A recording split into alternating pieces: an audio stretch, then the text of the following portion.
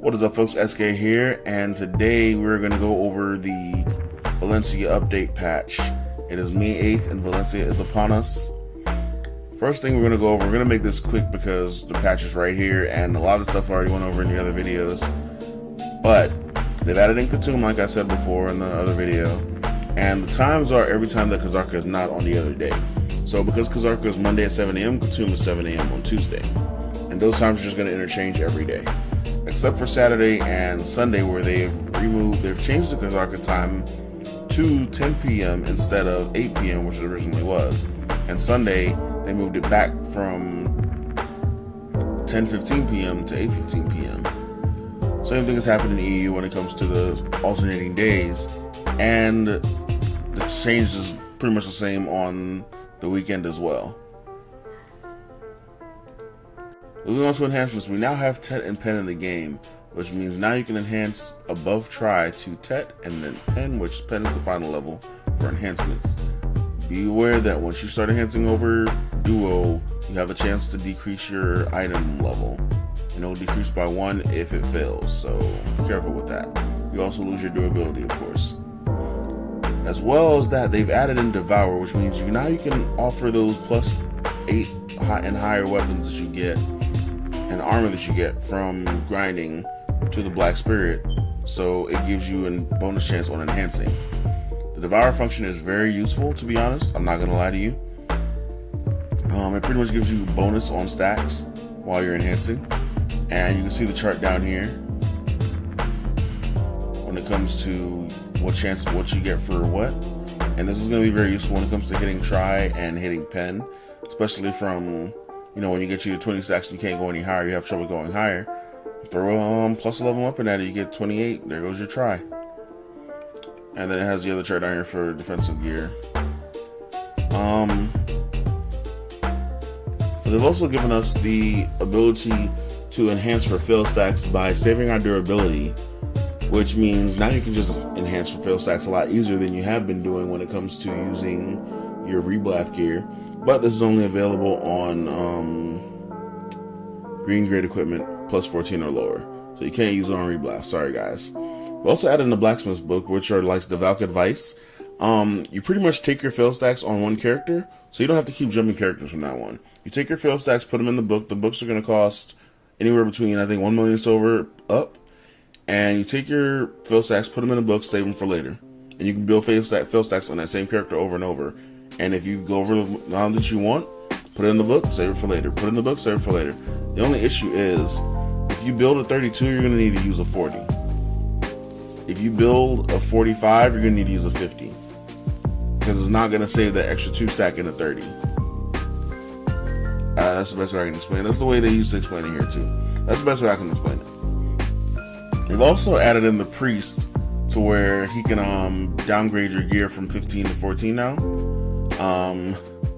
To be honest, I didn't know this was a thing in the game. I didn't know they even added this on PC. So this is new to me, which means now we don't need negative karma alts anymore unless you want to go lower than 15 for some reason. Lower than 14 for some reason. That's up to you, but I'm just saying when it comes to that, that makes it a lot easier, to be honest. And then it shows you a map of where all the priests are in the entire region from Velia to Valencia.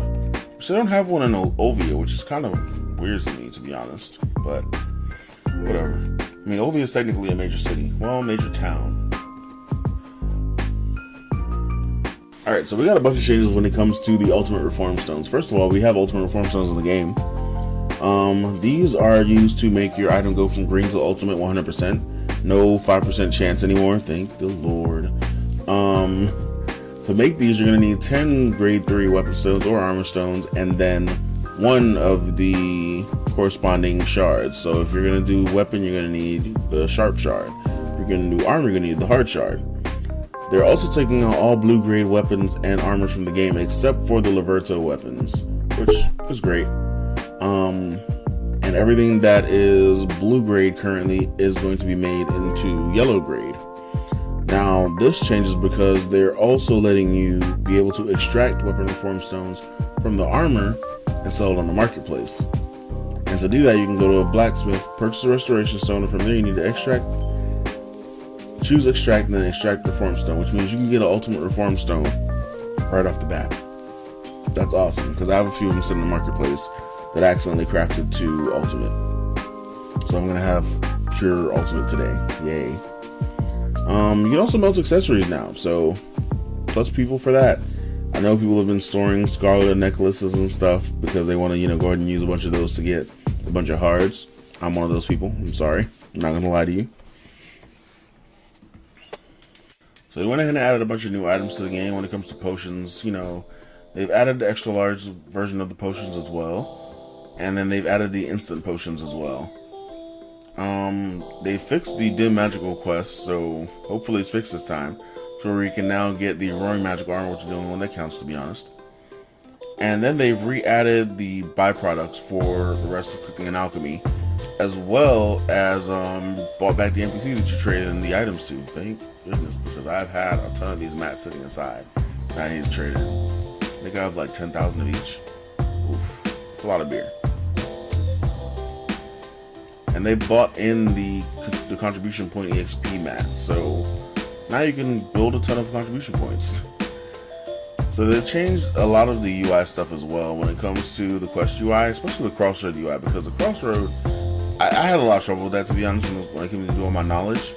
And for the knowledge part, you had to choose a certain crossroad to get a certain piece of knowledge out, and if you didn't do it, then you were stuck. So I'm glad for this. This makes it a lot easier. Even though I've already been down all 3 paths. I only thought there were 2 paths before, but apparently there were 3.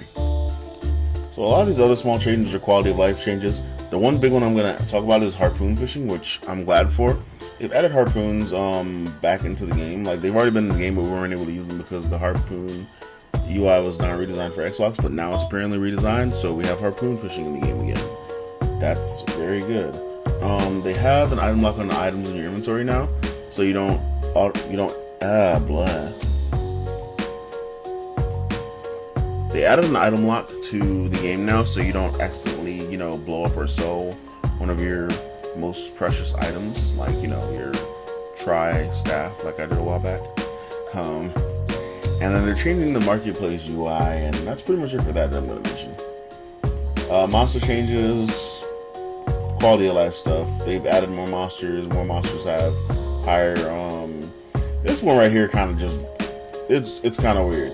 All versions of Dastard Beg have had their attack range increase. I don't think that guy needs an attack range increase. He one-shots everybody in the damn... You know what? Whatever. I'm just going to leave it alone. Harpies will no longer drop the Harpy trade item, which is kind of just like nobody even wanted the Harpies anyway. A few people that did, I guess, whatever. The Ogre monster has been improved so that their wrists no longer penetrate. How about increasing the drop rate of, sold Ogre rings? Because that's ridiculous. Item changes. Yeah, it's just a bunch of quality of life stuff in here. Node war change. This isn't really important to me because I'm not really node warring anymore. I'm reformed back into a life skiller.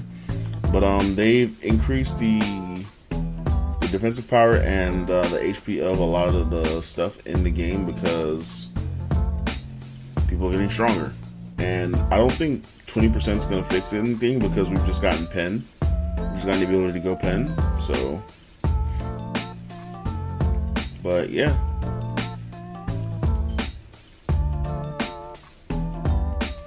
So one of the big changes they added to the general character changes that everybody wanted was the buff bar. They wanted the buff bar not overlapping the stamina bar. I didn't really understand that one, to be honest. I guess I'm not super OCD about stuff like that. But it didn't bother me whenever I had buffs, swimming over my bar or whatever. Nothing really big or game changing about the class changes when it comes to skills, except for the Berserker. Fixed the issue where the ultimate Fierce Strike finishing blow would not deal damage in PvP, and then it would not apply damage reduction in PvP as well. So they fixed that. They've done a bunch of other non-menial stuff. And then they fixed the issue where the Musa's Divider 5 will not do damage in PvP. Other than that, they fixed a bunch of, minor stuff, quality of life stuff, like I said. The one main thing I do want to point out in here is that they fixed containers. I saw it here. Fixed an issue where containers were not working in certain situations. Now, I'm going to make a video later about using containers. and it's going to help a lot of people out when it comes to going into trading for trade artisan 2 or master 2, wherever you want to go. We're still not sure what level trade we need to get the desert buff. But I guess we'll find out since Valencia is out. Anyway guys, that's it for the video. Thank you guys for watching. Sorry about this taking so long. I thought it was going to be a lot shorter, but I guess reading through the patch notes does take a little bit of time, even if you do kind of skip over a lot of the patch notes and going over in detail a lot of the patch notes. Like I said, a lot of it's just quality of life stuff that you won't really notice unless you know there's something that was bothering you. But that's pretty much it when it comes to that. Thank you guys for watching. Peace.